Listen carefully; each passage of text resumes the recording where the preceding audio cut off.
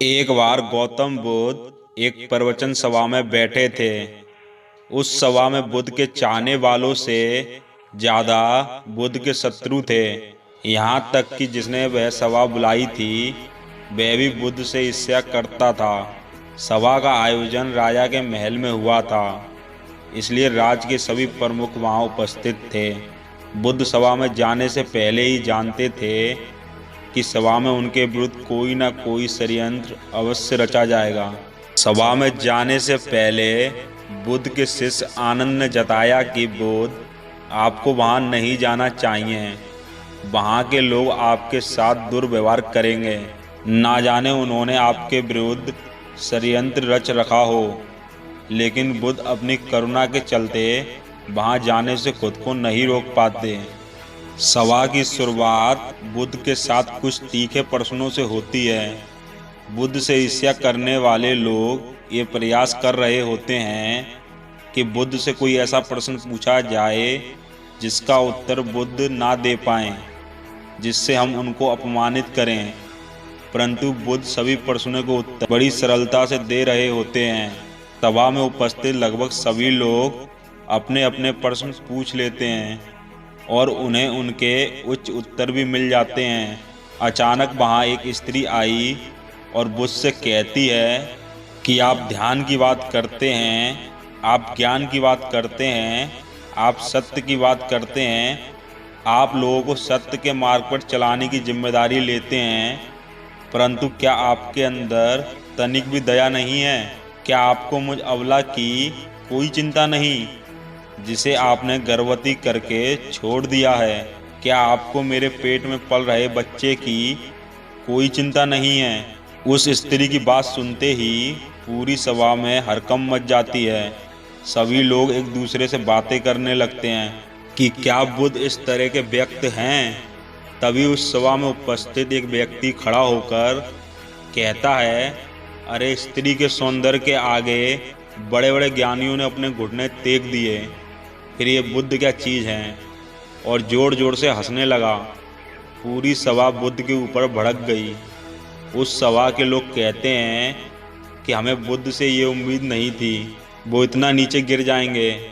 इस तरह सभा के सभी लोग जो मन में आता है वो लोग बुद्ध को भला बुरा कहते हैं। वह लोग बिना सत्य को जाने बुद्ध को खूब सारी गालियाँ भी देते हैं। जब सभी लोग अपने अपने मन की भड़ास को निकाल लेते हैं तब राजा कहता है, बुद्ध आपको अपनी सफाई में कुछ कहना है? वो राजा भी बुद्ध से ईर्ष्या करता था। वह चाहता था कि बुद्ध बदनाम हो जाएं। यहाँ पर एक आवश्यक बात आपको समझनी चाहिए कि इस घटना का बुद्ध पर कोई असर नहीं पड़ता।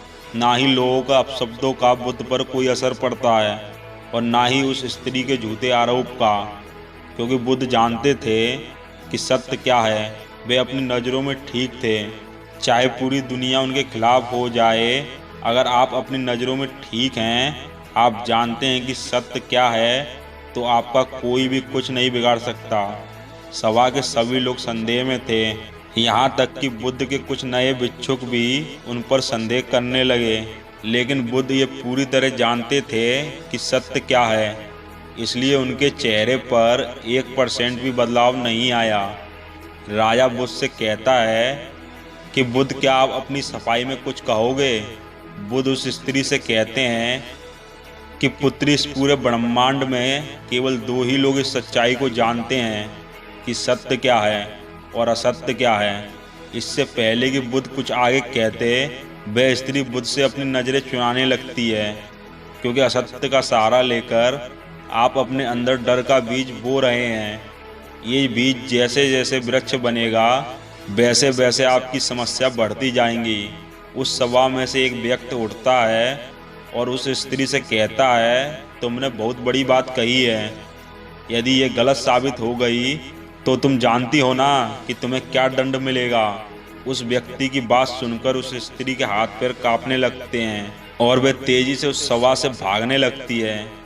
तेजी से भागने के कारण उस स्त्री ने अपने पेट से जो गठरी बांध रखी थी वह खुलकर जमीन पर गिर पड़ती है और सत्य सबके सामने आ जाता है। उस स्त्री ने अपने पेट से इस तरह से गठरी बांध रखी थी जिससे लग रहा था कि उसके पेट में कोई बच्चा है। राजा उसी समय उस स्त्री को बंदी बनाने का आदेश देता है, परंतु बुद्ध के कहने पर उस स्त्री को क्षमा कर दिया जाता है। मित्रों, एक बात याद रखना कि धैर्य और आपका अपनी नज़रों में सही होना आपको बड़ी से बड़ी समस्या से बचा सकता है, क्योंकि आजकल के इस ज़माने में लोग एक दूसरे पर इल्ज़ाम लगाने से तनिक भी नहीं हिचकिचाते। आजकल के लोग झूठे से झूठे और बुरे से बुरे आरोप एक दूसरे पर लगा देते हैं। तो दोस्तों, ऐसी परिस्थिति में हमें अपने धैर्य को हमेशा संभाल कर रखना है। तो ये कहानी आपको कैसी लगी हमें कमेंट करके ज़रूर बताइए।